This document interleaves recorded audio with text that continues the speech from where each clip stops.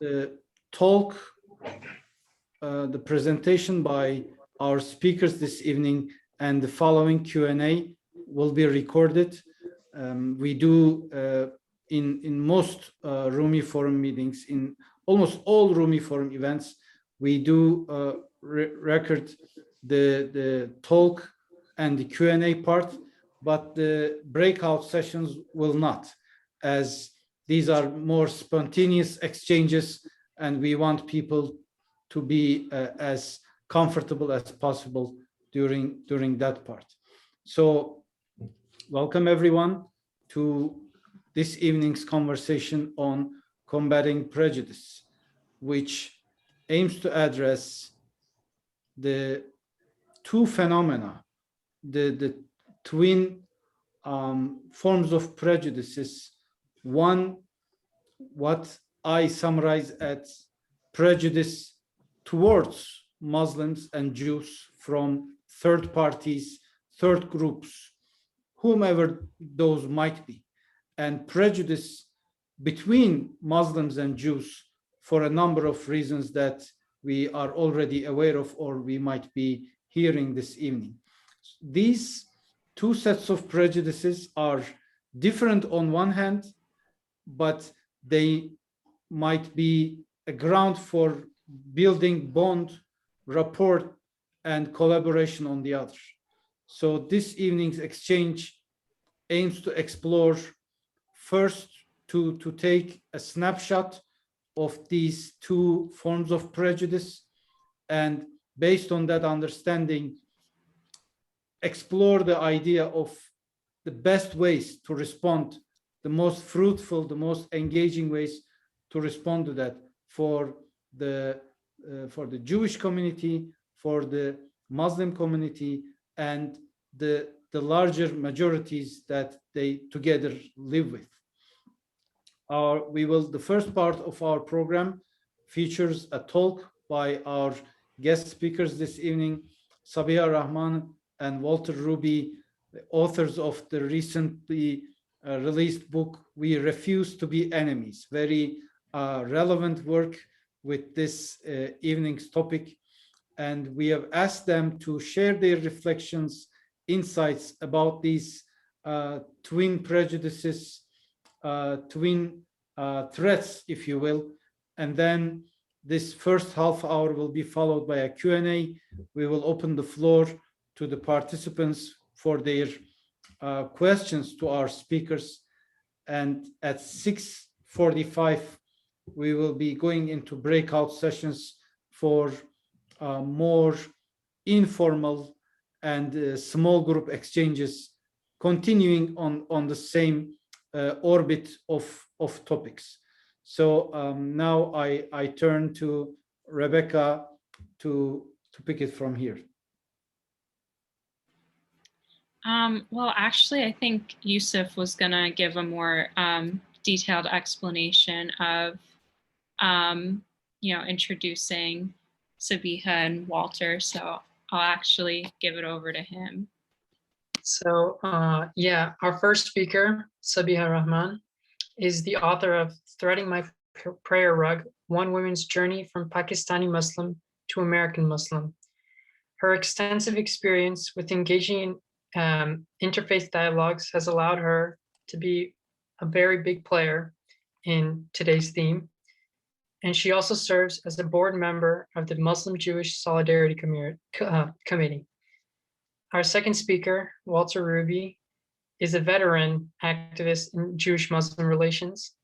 From 2008 to 2017, he served as the Muslim-Jewish Relations Director at the Foundation for Ethnic Understanding. Now he serves as the Executive Director of Jews, Muslims, and Allies Acting Together, or Jamaat.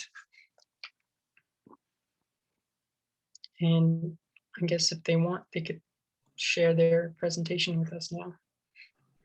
Well, thank you so much, Yusuf. So the way we worked it out, I'm going to start, and then we're going to kind of jump back and forth if that's okay with you.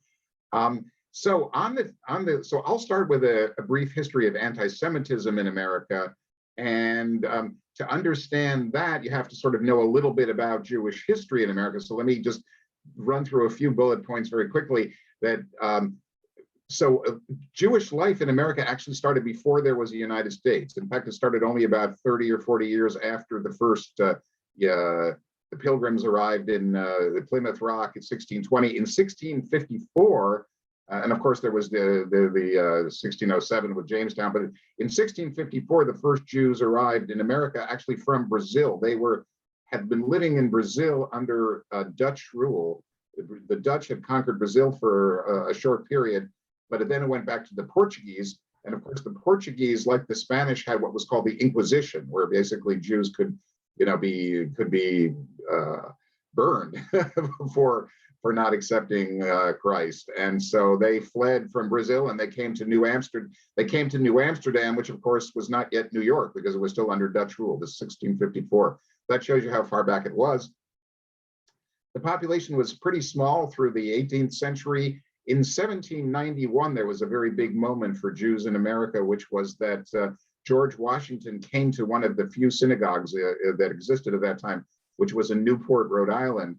And he welcomed he said to the congregation, "You have a home here, you're safe here, we have freedom of religion," and so forth. So that was a big deal, and that stays with American Jews till today. Then you had a period in the 19th century where the German Jews came, mainly in the early part of the 19th century, and then came a big influx of Jews in the later part of the 20th, like from 1880 to 1920 was a huge influx of Eastern European Jews in the millions, and that's what really grew the Jewish community to the kind of numbers it is today, about 6 million. And that was really when anti-Semitism really started to kick in a serious way, in reaction to that large influx of Jews, which many white Christians and tended to be people, conservatives, this is diluting the Christian character of America, and these are aliens and with strange religions and strange appearances and all of that, which kind of prejudice that also affected Italians and Irish and others, but in this case was also because we were not Christians. In the 1920s, so this opposition led in 1924 to the passage of very restrictive immigration quotas. Before that, it had been pretty much anybody who sailed in was welcome, as long as they didn't come in with tuberculosis or something. But from 1924 on to 1965, basically there was very restrictive immigration, and that led to tragedy for many Jews, hundreds of thousands, I would say, who were desperately trying to flee Nazism in the 1930s and early 40s. Most of them were not able to get here because of those restrictive immigration rules, and a lot of anti-Semitism involved with that. If you read our book, you'll see that my own mother was a refugee who fled from Hitler's Germany and got here by the skin of her teeth as an illegal immigrant, essentially, when she arrived. And so that's why I always have a very visceral reaction when they talk about illegals, because my mother was once an illegal too, and she contributed greatly to America. In my own life, I saw very little anti-Semitism, and I wouldn't say none. I remember I grew up in a mainly Christian area in suburban Chicago, and I can remember when I was working in a shoe store when I was maybe I was a 18-year-old, still high school kid, and one of the colleagues, I remember him coming out with a big smirk on his face, saying, "Wow, I really Jewed that customer down. I kind of cheated her. That was the perception, Jewed her down." As that really froze my blood to hear that. And then throughout my life, I guess there was always this perception. I know there was always a perception, remains a perception for many people, that Jews are somehow uniquely rich and powerful, that they kind of control America, and that they're fantastically rich. And so my rejoinder to that was always, well, if we're all so rich, what about me? Because I sure as hell ain't rich. So anyway, that's kind of a cute thing, but spend a lot of time talking to people about kind of the falsity of that and so forth. So Sabia, why don't you tell us a little bit about Islamophobia in America? Yes, good evening, everybody. Islamophobia in America did not strike me at first as an immigrant in the 70s as being overt. There was a misperception about Muslims coming through the media, but that was the extent of it. It all changed, as you all know, after 9/11. There was hostility. Our faith was being associated with violence. People were being rounded up, and Muslims started feeling afraid for their safety. They relinquished their identity. Men shaved their beards, women removed their hijabs, people changed their names. Muhammad became Mo, Jafar became Jeff. People were afraid of being recognized as Muslims. They were being profiled at airports. My son, who was in his 20s, was being detained every time he entered the country. And it really got bad when my grandson, Omar, 8 years old, a child with autism, was detained at the airport because he had the same name as someone on the no-fly list. Charities were delegitimized. Families were torn apart. Mosques were being surveilled. Children were being bullied in school. My nephew was being called Osama. That was not his name, but that became like a slur. And during elections, politicians did not want our money. And at that point, Muslims felt that we need to make ourselves known so that we can overcome Islamophobia, and started engaging in robust interfaith dialogues. Things got better, but then we had the 2016 elections, and we all know what happened after that. There was first an idea about deporting all the Muslims, then it was the Muslim registry. After that, it was the travel ban, and not only coming from the top, but even on the streets, people were being vandalized and were being harassed on the streets, and mosques were being vandalized. And that was our very, very recent experience. Walter, you want to talk about how things progressed from there? Yeah, well, I would go back that in the early, so my own experience, and I think it mirrors some of Sabiha's experience, that both in the mid-2000s, so about 15 years ago, a movement kind of began of Jews and Muslims reaching out to each other and connecting. And a big, big part of that and knowing each other, and I was privileged to be involved in that almost from the beginning in my position as a Muslim Jewish program director at the Foundation for Ethnic Understanding. So one of the principles that just kind of seemed to develop by osmosis was something we called SUFO, S-U-F-O, which stood standing up for each other. And that was because basically the feeling was, the understanding was, became very quickly, we can have all the dialogue we want, do all kinds of good works together, but if we're not there for each other when either community is under attack, well, what good is this whole thing for us? So there was over that period, there were some wonderful, wonderful gestures by people on both sides. And one of the ones I remember early on was that by a Muslim leader, Dr. Said, who was and still is, I think, the president of the Islamic Society of North America. There was going to be an international conference in Madrid, international interfaith conference, I should say. It was the first time that was sponsored by the Saudis, the Muslim World League, which is really under the, is based in Mecca, was very close to the Saudi government. And they invited American Jewish leaders, and that was a big deal. This was in 2008.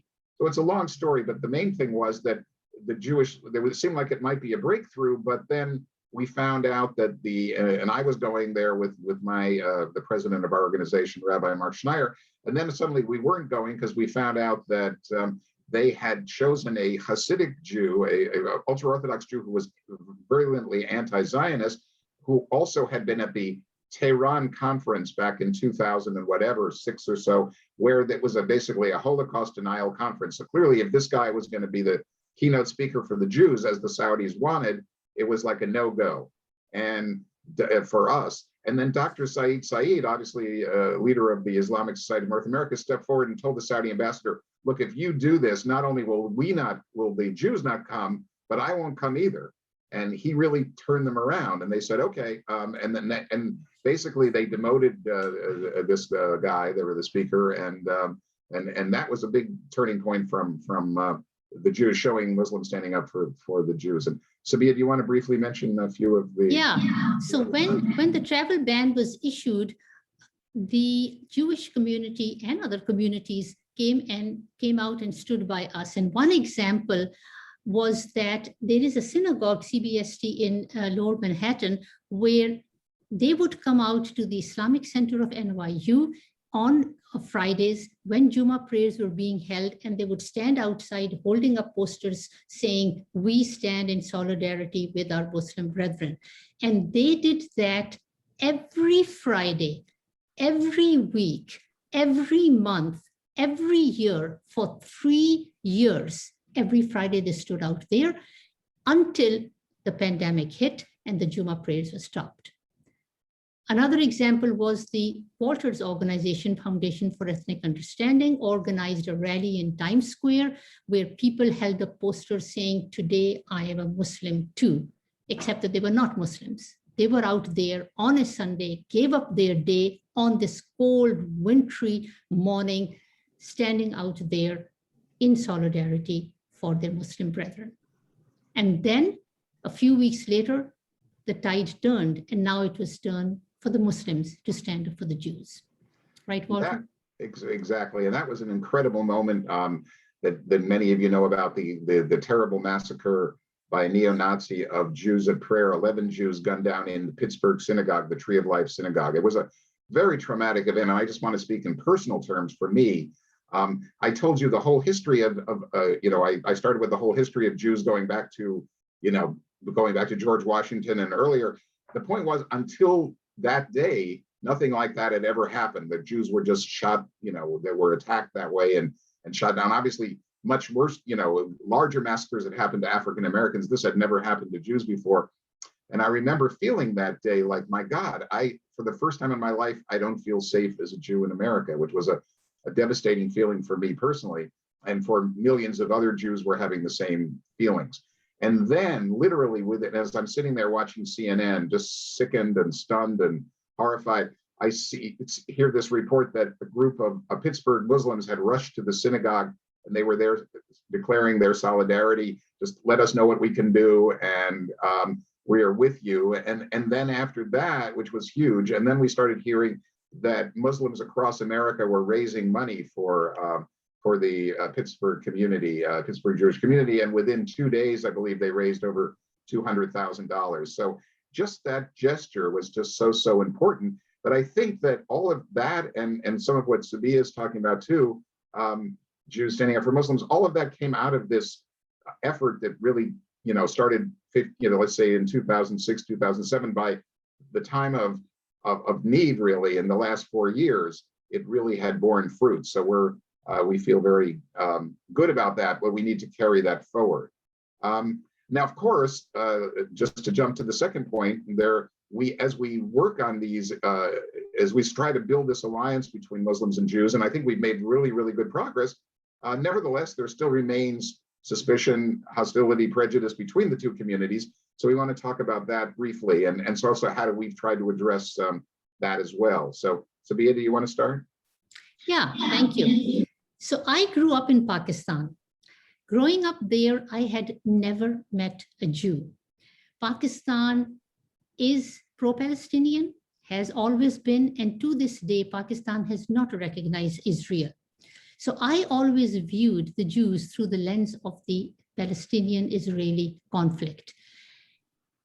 If that wasn't enough, we had been studying Shakespeare in school, and one of the plays was Merchant of Venice. And in Merchant of Venice, as you all know, there is this character Shylock, who is a moneylender, and his portrayal as the Jewish person who was taking advantage of those who were indebted to him also kind of did not help deal with the negative impression that we had with the Jews. If anything else, it had the opposite effect. And if that wasn't enough, my father's passport was stamped all countries of the world except Israel. So that's the mindset I had when I came to the United States. Walter? And for my part, I had never met a Muslim until I was well into my 20s. I had lived in Israel for a year as a young, between the ages of 11 and 12. My father was there on sabbatical, and there, most of the Palestinians in the area that I lived had already either left or had been driven out during the 1948 war. We're now talking about the early 60s. And there was, the only time I can remember sort of encountering Muslims or Arabs was once I was sort of a comic encounter that my family was driving to the beach. We lived a few miles from the beach. And so we were in our bathing suits and we passed basically a Bedouin community, a small Bedouin community, of nomadic Arabic speaking Muslims. And they, so they had their tents and they had their camels, and my father kind of stopped the car to take a look, and the elder kind of gestured to him, why don't you come over and maybe, he kind of gestured with, hand motions. Maybe the kids want to have camel rides. Obviously we pay a few whatever it cost. So we were all very excited. As kids, we jumped out of the car, and my mother also got out of the car, but my mother was in a one-piece bathing suit because we were on our way to the beach. And so all the Bedouin women who were completely covered except for their eyes got very, very upset and actually a little bit hostile. My father, meanwhile, had been snapping pictures, which you're not supposed to do. And there was, thoughts about the evil eye. So we basically had to hightail it out of there. And that somehow colored my perception of, especially of Islam for years, well into my 20s. I went back to Israel when I was in my 20s. I was a journalist there.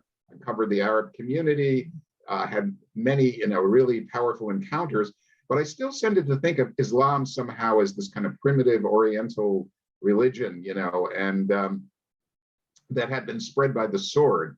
I just remember very quickly once I was already doing this work, one time having an encounter, a conversation, a great conversation with a dear friend of mine named Dr. Ali Chaudhry, who was in New Jersey. And somehow we were talking about this, and Ali said to me, you know what, from our perception, I was talking about Islam being spread by the sword, and he said, well, no, we think that it was, there obviously were battles along the way, but basically this incredible spread of Islam that happened in its early years was just because it was such a compelling religion and offered people, especially from the lower classes, this opportunity, this concept of equality, and we're all believers, and we're all in one ummah, and that was very, very appealing. And so he told me that, and I just, wow, I had never really kind of thought of that. And so I realized that I had imbibed this kind of anti-Islamic notions. And so I've learned personally so much about Islam and for just mostly about Muslims and how wonderful they are in these great friendships. I wanted to say also that we still, in all of this, as we've worked to build our coalition, our alliance between Jews and Muslims in America, we've really been dealing with kind of two elephants in the room. One, which will not surprise you, which is the Israeli-Palestinian conflict, and how do we deal with it? Because right away when I got involved in this, we said, well, we need a strategy to, diffuse that. How do we keep, do we talk about it? Don't we talk about it? And then we were involved. I was also involved in creating kind of twinning meetings, twinning events between Jews and Muslims in many, many cities across the US and eventually also in other countries. Anyway, to make a long story short, we had a strategy which was, we don't want to appear that we're just brushing under the conflict under the rug. So we would have the rabbi and the imam pray to open the meeting between, let's say, a synagogue and a mosque, and say they would pray together for peace and justice and reconciliation between Israelis and Palestinians. And that would be very moving. And then we would say, okay, but now that that's over, this meeting is not about what's going on in Israel, Palestine. This is about how can we build good relations between Muslims and Jews here in Chicago, here in Boston, wherever it was taking place. And so that's kind of how we did that. And it worked most of the time. Sabia, what about in the sisterhood? Yeah, so we had ground rules about how we would engage in interfaith dialogues. We would focus on commonalities and what brings us together, our shared heritage, our shared values, and we would keep politics out of it. We would agree to disagree, that this is an issue that we don't agree on, but let's focus on those issues that bring us together, that will help us make our community stronger and make our nation stronger. So that, and in the Sisterhood of Salam Shalom, we had a rule that we will not engage in discussing politics for the first 18 months after our chapter is formed. And this was an arbitrary number, but it was felt that that's really how long it takes for relationships to gel and for trust to be established. Having said that, it's been many, many years now since the Sisterhood of Salam Shalom has been in existence with many, many chapters. And even to this day, they have maintained that boundary because they've had many prep sessions and they have come to the conclusions that we are not ready and we run the risk of things unraveling if we go there. So we just keep politics out of it. So very briefly, there's a second elephant we don't hear as much about, but I do think it's out there and probably needs to be mentioned because it has an effect, which is that in the holy texts of both faiths, there are, I think, things that are uncomfortable, and there certainly are uncomfortable passages. And one of them, and I should, speaking personally now, but I've heard other Jews that feel also that as we encounter Muslims, and I began to read Quran a little bit, and I started with, well, how are the Jews presented in the Quran? And I personally felt somewhat hurt and offended by what I would be reading in these English translations of the Quran, because it seemed like it was, a lot of it felt like it was kind of hectoring toward the children, how the children of Israel had sinned so much on the way, from their bondage in Egypt, coming back to the land of Israel, that whole period of worshiping the golden calf and all that. And so but I would often bring this up with imams and learned people, and they would say, but Walter, it says almost the same thing. What you're quoting is also in the Torah, as many of the prophets said very much the same thing. How we've sinned, and I understood that, and I said, wow, that's so true. But there's this kind of mechanism in the human psyche that we can say stuff about ourselves, and I think this applies obviously to every group. If we criticize ourselves, we laugh at ourselves, but if somebody else does it, then it's already something very different. So I think that's an example of that. There's also many passages in the Torah that are deeply uncomfortable, I think, for many people, Muslims and others. The story of how God told the Jews to wipe out the Amalekites. Absolutely, this is a small tribe that had stabbed them in the back on the way. They, basically get rid of them. They're, not only the ones who are alive today, but make sure none of them go on. And just terrible kind of genocidal stuff. And so that's often quoted, that against the Jews. But the fact of the matter is that in the subsequent books, the Talmud, the Mishnah, and other Jewish holy books, these things are really dealt with. The rabbis debate them, and basically on this point, they say, well, look, the famous Jewish philosopher, medieval philosopher Moshe Maimonides said, look, there aren't any Amalekites anymore. So this injunction to kill the Amalekites doesn't hold anymore. So what we need to do is kill this evil impulse inside of ourselves, kill the Amalek inside of ourselves. Again, most people don't know about that outside of Judaism, and maybe even inside as well. So those are some of the issues between our communities. We have, just to conclude, and where did I put them? We have a number of points. We call it lessons learned that we, Sabia and I, in our book, that we think are very important in our relationship going forward. And we just wanted to share them very, very briefly. So Sabia, why don't you start? Yeah, so we have an 8-point lesson learned list. And the first is that we are Americans first. And while the Israeli-Palestinian conflict matters greatly, we live here, not there. And our common homeland is at risk if we, as minority faiths, as large minority faiths, don't come together to work towards strengthening democracy and pluralism. Then there are a few more. Walter?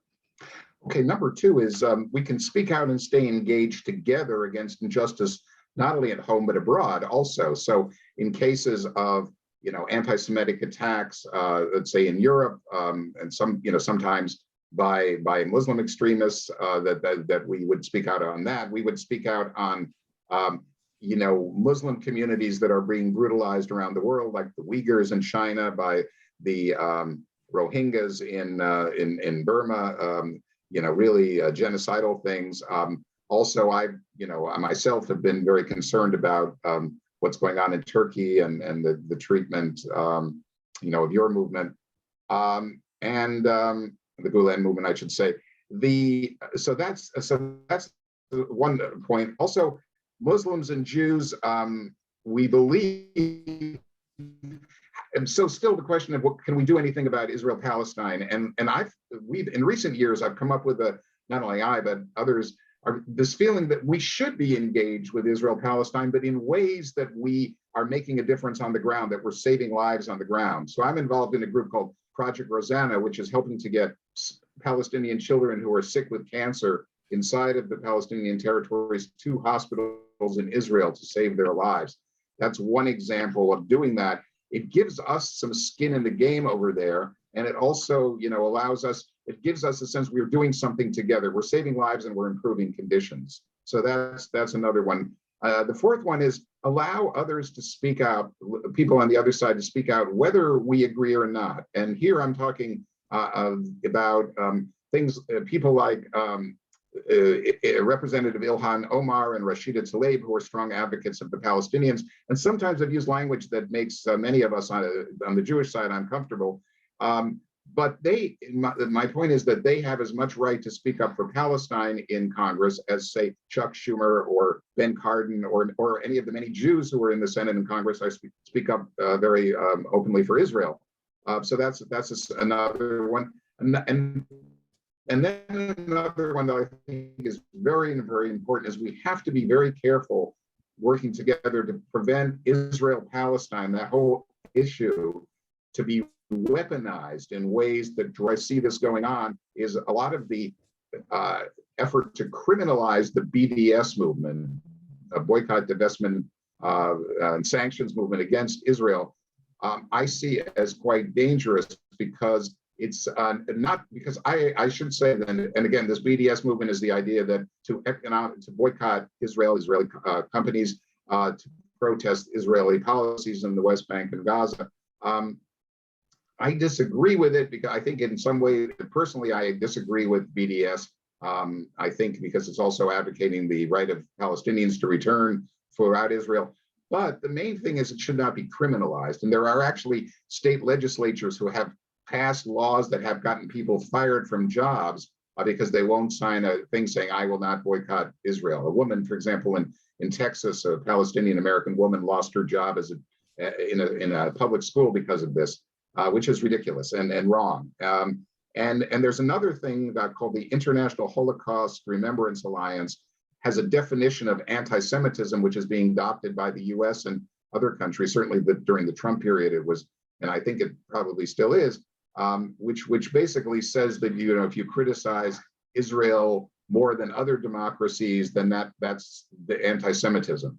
And I think that's overly broad and quite dangerous. So those kind of things put our Muslim, allies in a very difficult position, because it's been used up. I think the second one, especially on campuses where, kids could conceivably, I don't know if this has happened yet, but, be kind of, you're an anti-Semite. This is, against our policies if they criticize Israel. So that's, so Sabia, why don't you? Yeah, so number 6 is that let's not denigrate or demonize people on either sides. Activists like Linda Sarsour correctly demand that they be able to speak freely as proud Palestinian Americans. But we disagree when Zionists are demonized.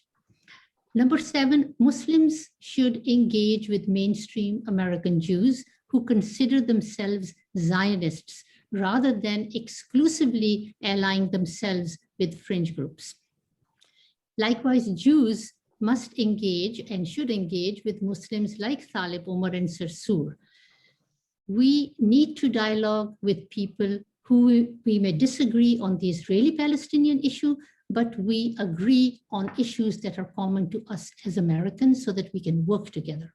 And finally, let's be cautious about labeling one another as anti-Semitic or Islamophobic.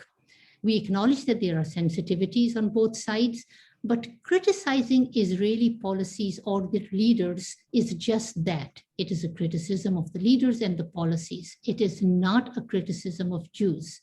Similarly, on the other side, Muslim countries and their policies and their leaders who, when we are critical of them, it does not translate into Islamophobia. So let's be aware of those sensitivities and not take critical statements as Islamophobic or anti-Semitic, particularly if they are not meant to be as such. And with that, we end our presentation and open it up for questions. Thank you. Thank you so much. Okay, I'm gonna, I guess, take over the moderation from there. So first, thank you two so much. And I just wanted to share with everyone else the book that they wrote that just came out. Walter or Sabiha, do you want to share like a picture of what the book looks like, or I think the cover, so everyone can see? Or I have a picture of it so I can share my screen. Okay, well, I can hold it up if that helps. Can everybody see it? So this is what it looks like, and you can order it through, well, it's in bookstores, and you can order it through Amazon or Barnes and Nobles or Simon and Schuster, or there's a whole bunch of them online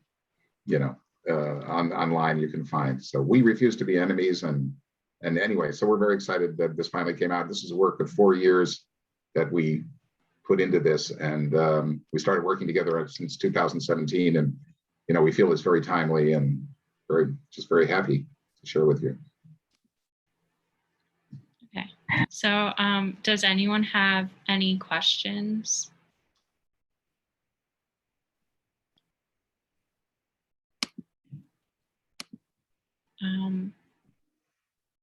Yusuf, do you have one? I have a few questions as well, but I can let Yusuf go first if he has anything. I just have a quick question about so do you guys think that in the future we're going to find solidarity within the higher levels of government? I mean, there has been some dispute between Muslims in the House of Representatives and Jews as well in the same place. Do you guys think that they're ever going to come together? I think that if we continue the work on the ground, we then become the voice of the politicians in the House of Representatives and the Senate. So if they are responding to their constituents and their constituents have taken a certain position, that is what gives me hope. Walter? Yeah, I agree too. I totally agree. And I've seen some very encouraging signs because, again, what Sabiha and I feel is that there is this underreported story, honestly, of the growth of this movement of Muslims and Jews committed to building this close relationship. And it's really grown. I mean, we've seen it grow from very small numbers to thousands, tens of thousands of people who have really been impacted by it here in America, across America over this period. And that really bears fruit because there is this constituency out there. And so I know that when there were issues, when Ilhan Omar made her comments, it's all about the Benjamins, that support for Israel is all about the Benjamins. She was saying things that actually, Jews had said internally, people who were somewhat critical of, the Jewish lobby, the sort of strong support for Israel for this organization called AIPAC. Yes, that AIPAC and other Jewish lobbying groups have used, money to, offering support for candidates. If you'll support our, agenda, then we'll give you money, which is the way the American system works, right? So that's what she meant when she said it's all about the Benjamins. But of course, when that comment came out, it sounded to most Jews very anti-Semitic. And I don't think she understood that. And there was a lot of good back and forth and learning, I think, on both sides. And she's been much, much more careful with her language since. So I think, yes, the fact that there is this movement and we're not starting from zero makes a really big difference. but we really have to be careful. That's why I think our 8 points are important, because going forward, this can blow up. You know, there's so many ways. All About the Benjamins is just an example of how easily we can offend and hurt each other without even meaning to necessarily. I'd also like to add to that, just add to what, is that coming from me? Wow. Hear you. There's some, Yeah, keep talking. It happens to me sometimes. It's the microphone. And okay. It'll Never get. had that happen before. That's really strange. No, I just wanted to follow up on what Walter was saying about that particular incident. And I should say that, you know, in fact, I think the Jewish community should be credited with sort of giving, you know, once the initial outrage, you know, sort of died down, there was a very civilized conversation about it. And they came to, you know, in fact, many leaders ended up supporting her and coming to her side. So I thought that was a very positive outcome.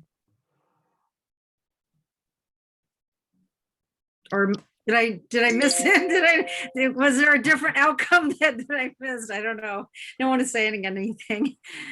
No, I think you're absolutely right, Fatima, and that there were many in the Jewish community who came forward and said, you know, let's not go into a lather and start demonizing her, as President Trump was doing, and many of his supporters, you know, the go back where you came from kind of stuff. That was not coming from the Jewish community. Right. And there was a, you know, and you know, that's another important point, that there is so much I think Rebecca was saying to us earlier in terms of her own work, that yes, that both, one of the things that holds us together is that we both feel threatened by what this white nationalism that has risen up, which obviously had this devastating impact in Pittsburgh and another synagogue out in California. And of course, there's been, you know, attacks on mosques and Muslims killed in I believe it was Durham, North Carolina, or Chapel Hill and other places, and obviously the devastating attack in New Zealand. So we both feel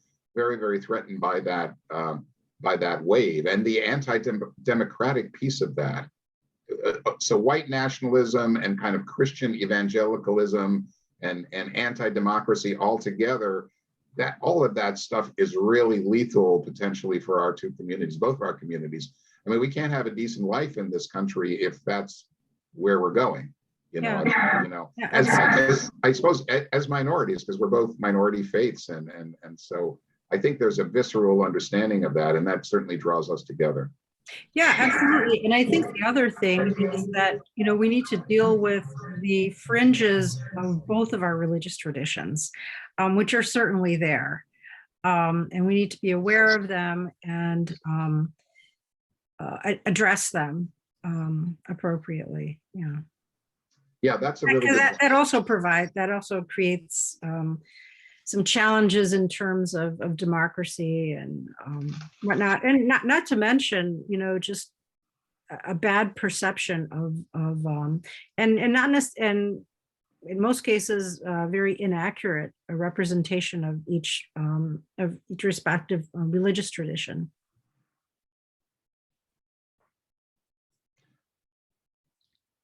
Right. I would like to, you know, yeah, I think Fatima is totally on target, that in all of this building of this alliance, there certainly are pieces of both of our communities that are certainly not there and are pulling the other way.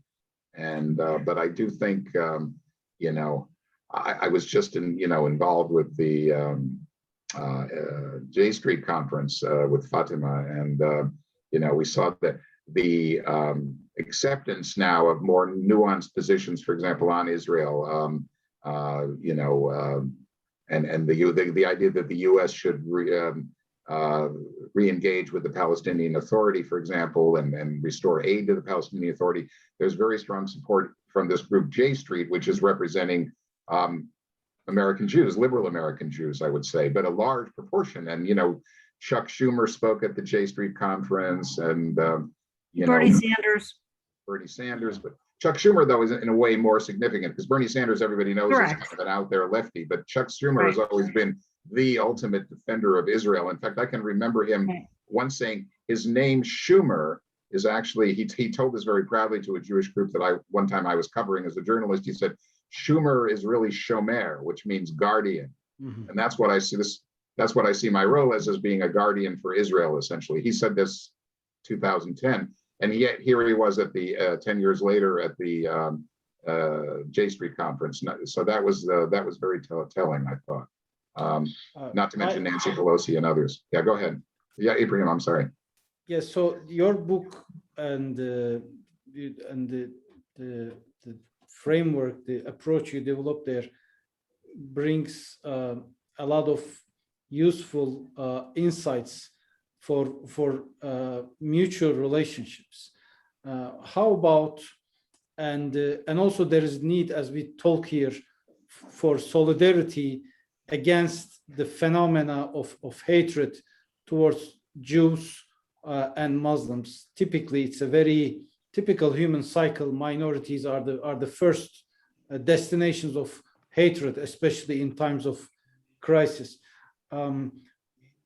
You suggest much on mutual relationship. How about educating third parties? What are your points on that? How can be done by joining energies? When you say educating third parties, by third parties you mean people by third parties, that I mean any group that is vulnerable to hateful ideologies towards Jews or Muslims or towards both of them. So beginning with the Christian majority in this country, that third party could be any group. Yeah, so the Muslim Jewish Solidarity Committee, which has many not, I wouldn't say chapters, but the same concept replicated across the nation. They are, whereas it's Muslim Jewish, they are open to bringing in people of other faiths within their fold. And they have a very large youth component, youth track within the Muslim Jewish Solidarity Committee.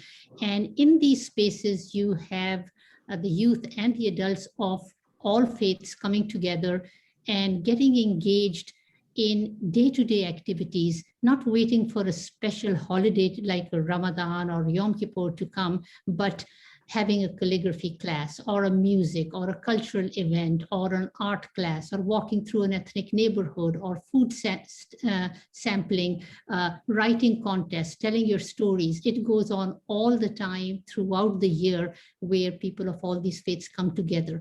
And just by working together and getting to know one another and putting a face to the faith, it tears down the barriers and it dissolves the misconceptions that they have. And that's just one example. Another is an interfaith book club that I have been part of for many years now, where the Abrahamic faiths, we get together, we read one book 1 month of one faith and then rotate it and so on.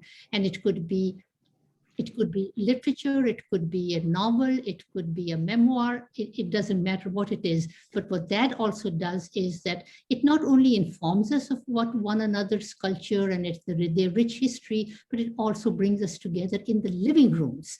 We are getting out of the mode of meeting in large public spaces like a convention hall or a mosque or a synagogue, but we are sitting in the intimate spaces in our living rooms. And that is then what leads to us becoming one another's advocates, and then also us becoming one another's friends, so that now we are at a stage where we have grown past, tell me about your faith, to having a dialogue. How's your grandmother? When is your granddaughter, your daughter-in-law having a baby? Did you find a job that you were looking for? So our conversations have matured to become much more intimate. So those are all examples. We have a Daughters of Abraham, very vibrant group, which again are the 3 Abrahamic faiths. So, and this model can be then replicated in any city, in any town, and in any setting. Right. I would say a couple of things. One is that, on our book tour, that virtual book tour that Sabia and I have been doing, we've already spoken to several churches, and so it had wonderful conversations. Admittedly, liberal churches, but we haven't yet gotten to the evangelical community. But we but that's a big deal, and we really want that to be part of it. I mean, I often say to Christians, we have been doing this Muslim Jewish work because we feel that our communities have special work to do together, because the Israel-Palestine conflict has had such a effect of pulling us apart, and here we are living in the same countries, we don't know each other at all. So that's one thing we're doing, but that's part of what we think it needs to be bigger than that. I mean, we want to do Muslim Jewish work, but we also want to do, and we are doing, interfaith work with Christians and others, and so that's very important. And finally, I just want to say that Sabia today has a piece in the New York Daily News, which she's probably too modest to mention, but I will. It's just a wonderful, wonderful piece in terms of explaining Islam to the readers of the New York Daily News. But she and her husband Khalid have gone out and spoken all over America about Islam and what it is, and it's so important. But this is about Ramadan. This one. So yeah, maybe tell us about it. But okay, but so what Sabia does is she really humanizes Islam and Muslims in ways that are so powerful. So maybe tell them a little bit about it. Yeah, it was just about a day in the life of a Muslim during Ramadan, during COVID.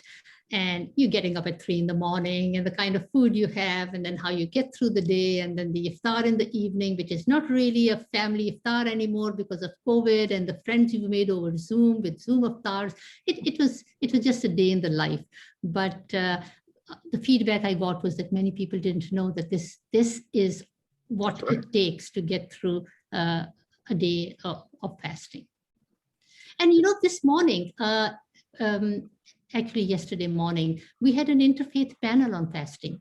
A minister from Collegiate Church and Rabbi Avram and Imam Khalid Latif, and it was being beamed out of Pakistan through the U.S.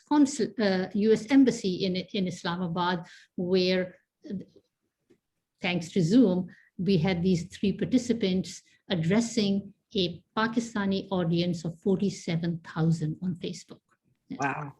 Yeah. Rebecca, you had a question?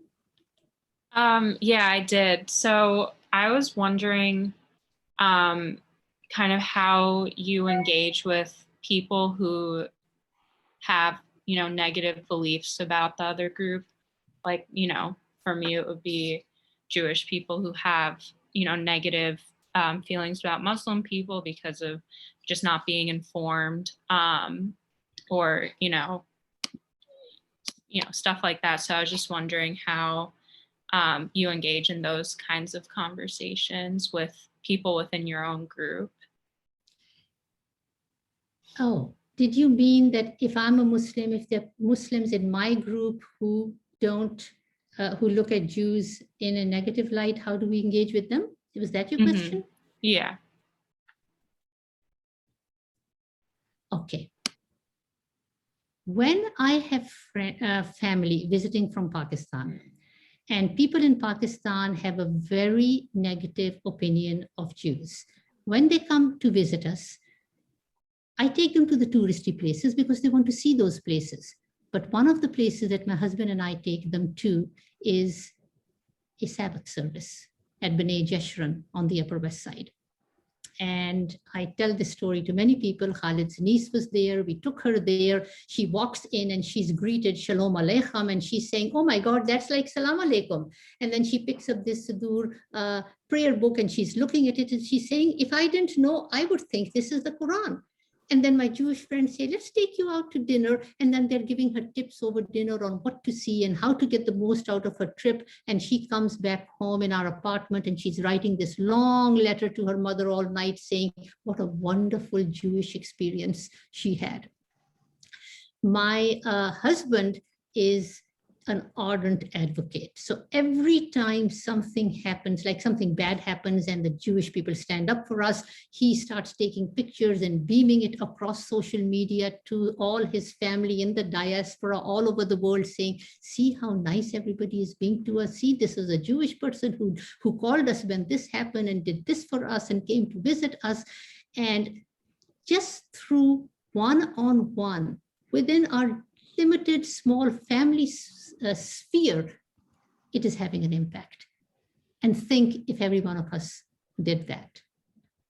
Just 2 examples. Yeah. Yeah, I completely agree. And just the, my work from the last 15 years has been, trying to bring Jews and Muslims together. We had, all these hundreds of twinning events over these years in cities across America. And, so getting folks, getting the rabbi and imam on board, getting president of the synagogue or the mosque, so that they do the event. A lot of people come with a lot of, questions, even, questions, concerns, even fears, prejudices, and then they tend to, but those events are really very impactful for many people who come with that, because they meet a real human being or real human beings, and they say, oh my goodness, they're not that different than us. They're really, I don't know what they, expected. They expected somebody, I remember, when I first took the guy with horns. Rabbi, yeah, exactly, horns, yeah. I remember I took Rabbi Mark Schneier, who became my boss, to a mosque the first time. I'm sorry, it wasn't a mosque, it was an Islamic school in Queens, New York, that I had developed friendship. I developed a friendship with the principal, and he said, "Could you get me a rabbi?" So I got him this Orthodox Rabbi Mark Schneier, who was kind of. He said, "Wow, this is really good. I'm interested in doing this," but he said, he admitted to me later. So he said, "Oh, yeah, okay, I'll come and talk to the students." And he came and he did fine. And then he wrote in his book later on, and it was very impactful for him. He said, "You know what? I came into that school and I was like paranoid. I didn't know what I was walking into. Maybe they were going to kidnap me. Who knows? Maybe they were terrorists. And I came in and they were so incredibly kind.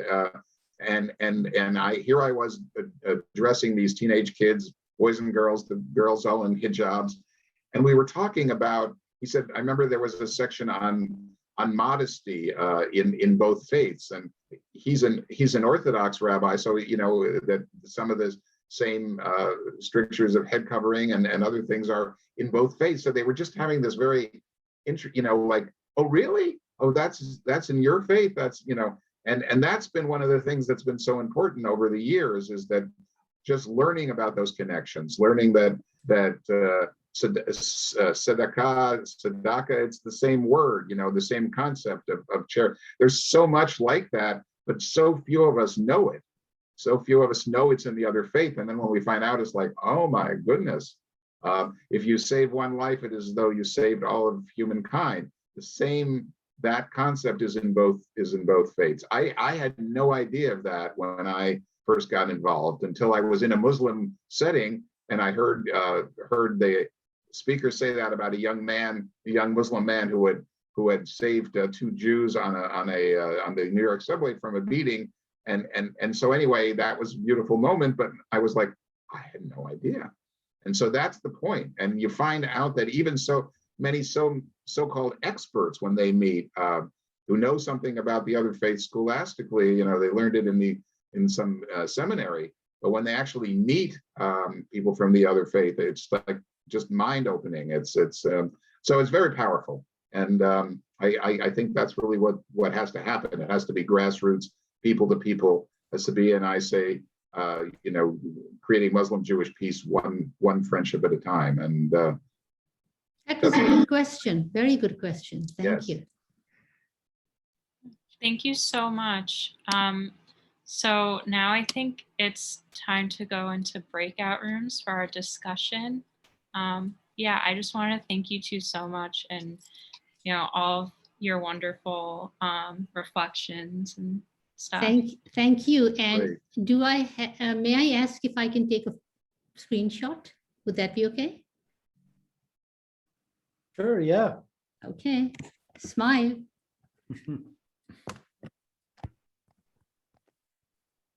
Thank you very much. Thank you for inviting us. Okay. For being with us. Appreciate Thank it. Have you. a good evening. Yes, we really enjoyed it, and always here for the Rumi Forum. And yeah, you're doing great work. Enjoy the rest of your evening.